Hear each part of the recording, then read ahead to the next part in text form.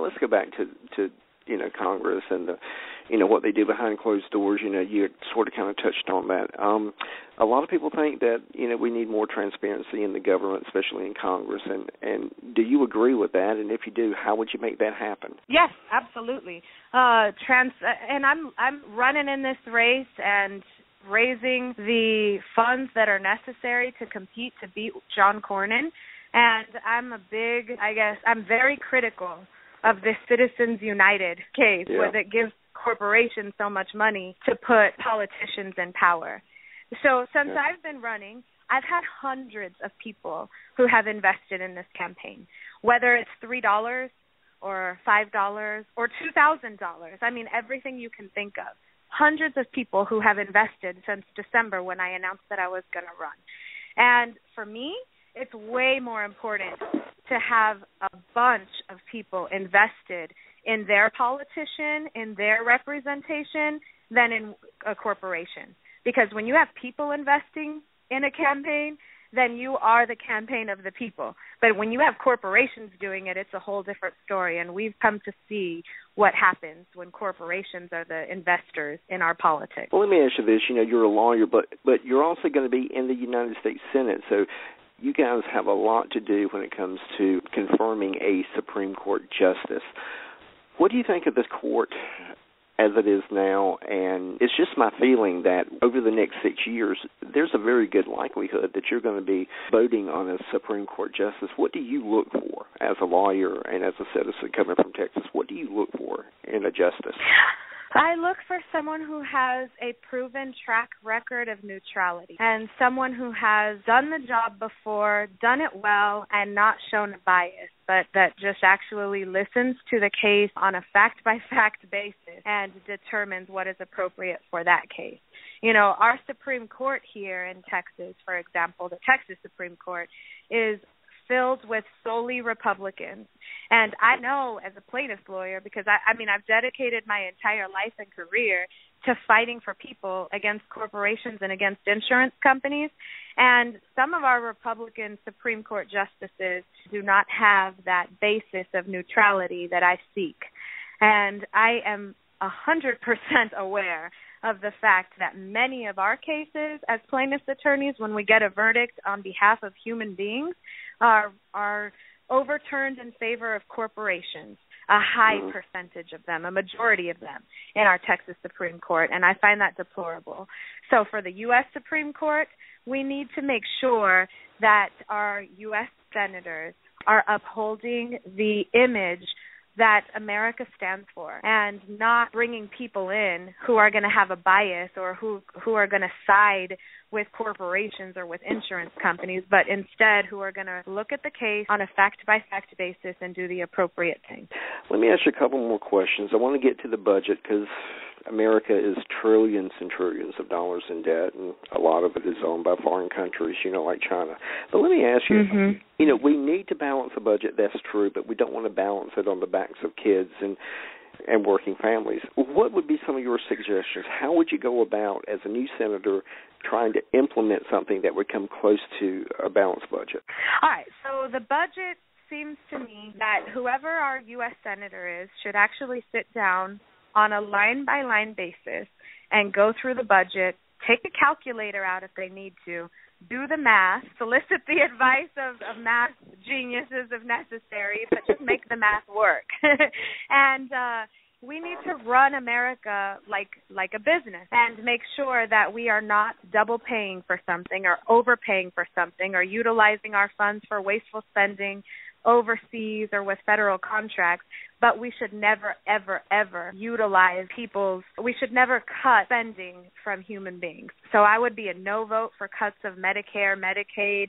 I'd be a no vote for cuts of unemployment or SNAP benefits. I would be a no vote for any social welfare program cuts, but I would be a yes vote when it comes to wasteful spending cuts. We need to figure out how to make the math work. In fact, President Clinton said it best when I heard him speaking at the last Democratic National Convention, and he was talking about the math and how 2 + 2 = 4. I literally rose to my feet and started clapping because it just seems to me that if you do your homework, you can make the budget work. A couple more questions. The government needs to be cleaned up. That's absolutely true. But where do you sit as far as lobbyists, and especially lobbyists that work for big corporations, and how much access should they have to your office or anybody else's office for that matter?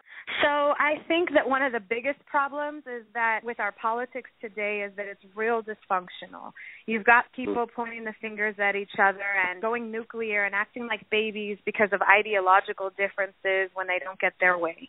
And a lot of it is precipitated by lobbyists, I think, who make a whole lot of money and are able to afford expensive jets and expensive benefits and go and woo and wine and dine these politicians. And I would like to be the opposite. I've said time and time again as I'm speaking that I want to be, not just with you today, but as I've been speaking across the state, I want to be a different kind of representative for the state. I want to represent people.